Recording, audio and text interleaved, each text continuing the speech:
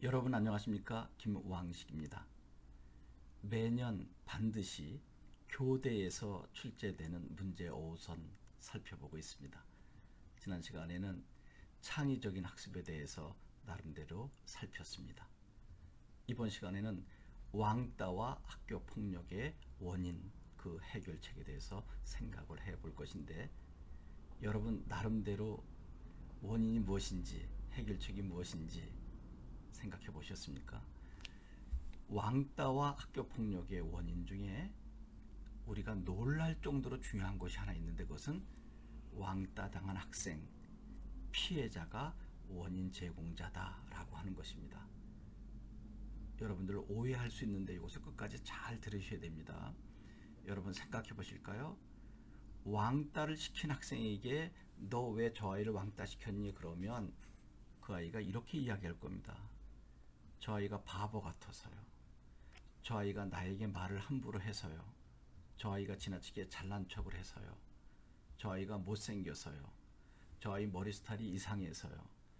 아마 수많은 원인을 제시하면서 내가 저 친구를 괴롭힌 이유를 댈 것입니다. 만약에 그렇게 된다면 결국 피해자가 원인 제공자가 된 것이 아닌가 생각합니다. 더 심한 원인, 슬픈 원인은 태어날 때부터 다리를 저는 소아마비 장애인이었다고 해보세요. 그것을 한 학생이, 이 학생은 다리를 절기 때문에 제가 절름발이라고 했습니다. 장애인이라고 했습니다. 더 심한 별명을 또 붙일 수 있겠죠. 왜 그렇게 심한 이야기를 하니? 저 아이가 저렇게 큰 상처를 받고 괴로워하는데, 저 아이 실제로 다리 절잖아요. 바보잖아요. 여러분, 이것은 성인들에게는 그렇게 많이 나타나지 않습니다. 초등학교 1학년부터 6학년까지는 8살부터 13살까지의 철이 없는 어린아이들이기 때문에 가능한 것입니다.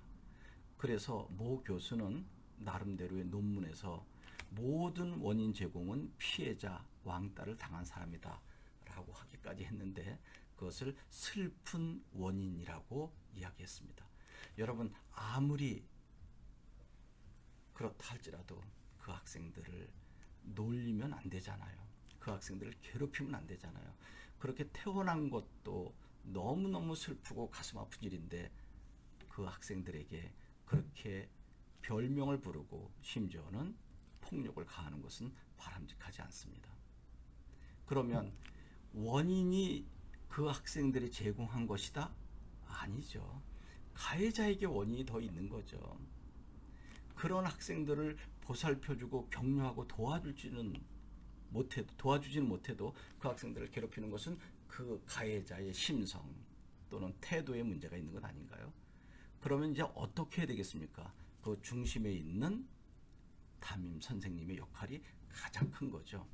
첫째, 피해를 당하는, 왕따를 당하는 학생에게 찾아가서 위로를 해 줘야 되는 것입니다. 너는 정말 잘못이 없는데도 그와 같은 별명, 또 그러한 피해 학대를 당한다는 것은 참으로 안타까운 일이고 담임으로서 미안하다라고 이야기해 줘야 됩니다. 너의 그러한 부분들을 저쪽에 있는 친구들이 철이 없어서, 생각이 짧아서 그런 것이니까 이해하라라고 하는 이야기까지도 어느 정도 성숙하게 해 주어야 합니다. 그리고 저쪽 가해 학생들에게 가서 다시는 절대로 그렇게 하지 않도록 교육을 할 것이다라고 약속을 해 주어야 합니다. 그래서 이 학생을 편안하게 해주고, 심지어는 심하게 상처받은 것을 가해자만의 잘못이 아니라 그 아이들의 철이 없음, 생각이 짧음이라는 정도로 위로를 해주고, 반드시 가해자 학생들을 찾아가야 됩니다. 그런데 가해자 학생 전부를 두고 하면 안 되고, 한 명 한 명 외래어를 써 죄송하지만 맨투맨으로 지도를 해줘야 되는 것입니다. 그 학생이 그 같은 상황에 처해 있는 안타까운 상황, 그 학생뿐만 아니라 부모도 이러한 현상으로 너무너무 괴로워하고 있고, 매년 다른 학생들에게 상처받고 피해받고 한 것에 대한 안타까움을 진심으로 눈물로 호소를 해줘야 됩니다. 그리고 만약에 자네가 저와 같은 상황에 처해 있고 그렇게 저 학생이 반대로 놀린다면 자네는 어떻게 하겠는가라고 하는 역할극을 어느 정도 보여주면 도움이 될 것입니다. 그리고 만약에 내 자녀가 저렇게 됐는데 남이 놀린다 그러면 내가 어떻게 할지 감당하지 못한다라고 하는 상처받은 학생의 부모를 선생님의 역할로 보여주는 것도 매우 중요합니다. 그리고 너의 그러한 행동이 나는 그렇게 나쁘다고 생각하지 않는다. 너가 생각이 짧아서 아니면 아무 생각 없이 그렇게 한 부분 충분히 이해한다라고 제가 늘 말씀드렸던 것처럼 관용의 경륜로 접근해 주는 것이 좋습니다. 관용의 경륜이라고 하는 것은 청자를 올려주고 화자를 낮춰주는 거죠. 그러한 행동 무조건 나쁘다가 아니라 이해할 수 있다.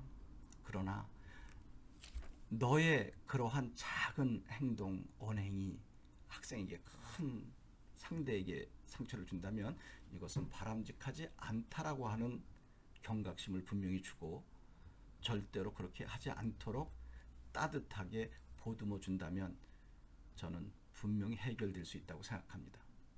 여러분, 왕따 또 피해자에 관한 문제, 원인 제공은 피해자나 왕따 당한 학생도 있지만 그러한 원인이 설령 있다 할지라도 그것을 함부로 대하는 가해자가 더 큰 원인이 될 수 있다고 하는 것을 분명히 직시하고 피해자에게 만에 하나 질문이 유난히 많아서 또는 남들이 보기에 잘난 척하는 태도가 드러나 있다면 그것을 절제할 수 있도록 그 학생이 상처를 받지 않으면서 고칠 수 있도록 지도하는 것도 좋은 해결 방안이 될 것입니다. 그리고 다음 시간에는 여기에 이어서 실제로 피해자와 가해자가 나타났을 때 어떻게 대처하는지 해결하는지를 여러분들께 상세하게 설명해 드리도록 하겠습니다. 여러분 고맙습니다.